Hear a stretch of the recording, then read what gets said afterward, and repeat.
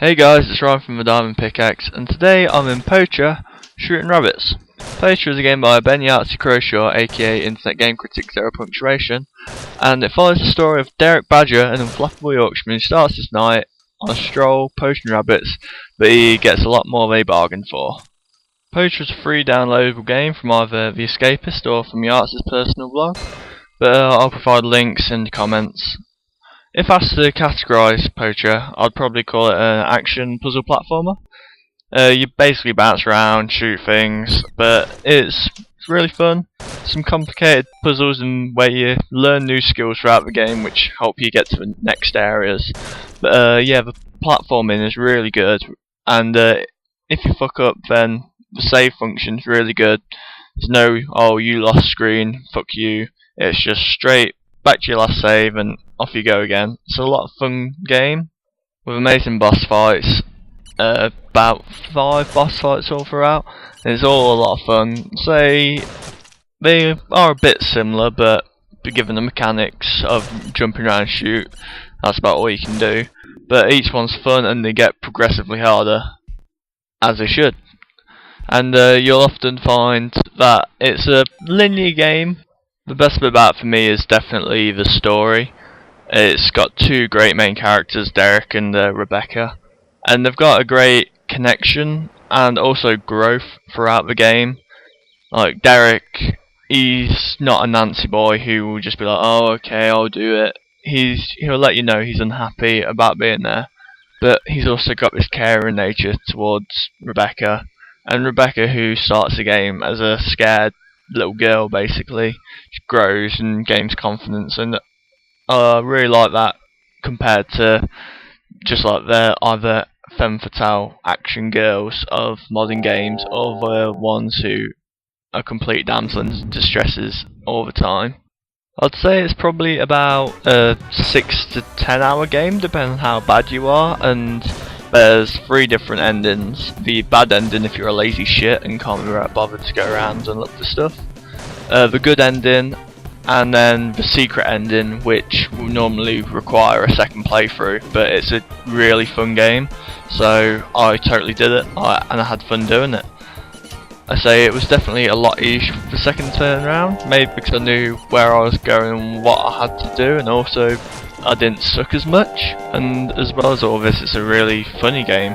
It plays a lot on the northern dialects and accents, and it's quite funny how at first Rebecca and Derek, they don't understand the bloody word they're saying to each other, but eventually they kind of learn the lingo, and it's a lot of fun. Say people who aren't from the UK might not understand some of the humour because they won't know some of the words and things, and they probably won't get the reference to Northerners, but still it's got a lot of funny moments in, and it's a really good storyline. I totally loved it.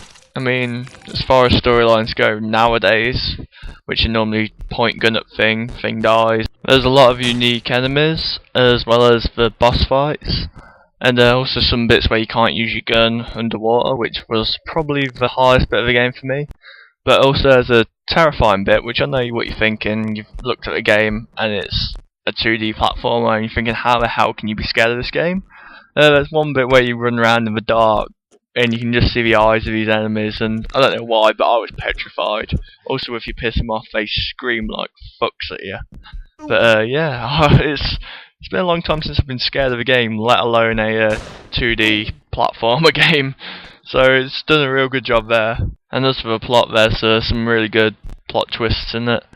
To unlock some of the plot, you have to run around, like I say, and kind of collect everything.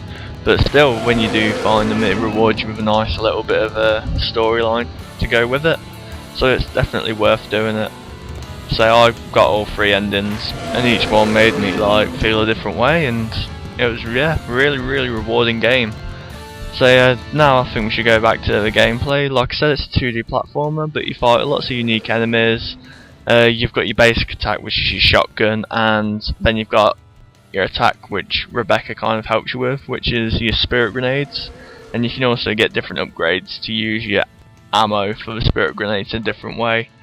The combat's like really frantic at times because one missed shotgun shot and you've been attacked and raided by a million miniature rabbits, which causes you to panic and run around like a flid, or at least that's what happened to me. The use of each new skill is really well implemented, and you'll often use them in combat and not just for the platforming.